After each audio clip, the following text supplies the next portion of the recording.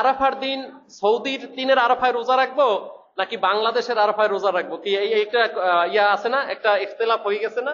এই জন্য বলি যে উত্তম হচ্ছে 2 দিন আপনি রাখবেন। সৌদির যেটা হয় ওটাও রাখবেন, আর কি আমাদের বাংলাদেশে যেটা হয় সেটাও রাখবেন। এইটাই হচ্ছে আপনাদের যারা ইসলামী বিশেষজ্ঞ যারা তাদের উত্তম মাসালা, এবং আমি এই মাসালাটাকে সমর্থন করি। আমার কাছে এটা ভালো লাগছে যে 2 দিনই রাখলাম। কথা বুঝতে পারছেন? কারণ সময়ের সাথে একটা তারতম্য আছে না।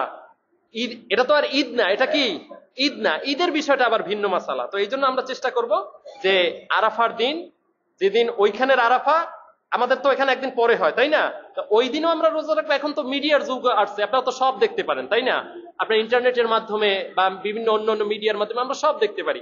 তো এই 2 দিন আমরা রোজা রাখার চেষ্টা করবো। আল্লাহ তাআলা আমাদেরকে এই রোজা রাখার তৌফিক দান করুক। এবং এই আরাফার রোজার এটার বিনিময় হচ্ছে 1 বছরের আগের গুনাহ এবং 1 বছরের পরবর্তী গুনাহ, এটা কি করা হয়, মাফ করে দেওয়া হয়। কথা বুঝতে পারছেন?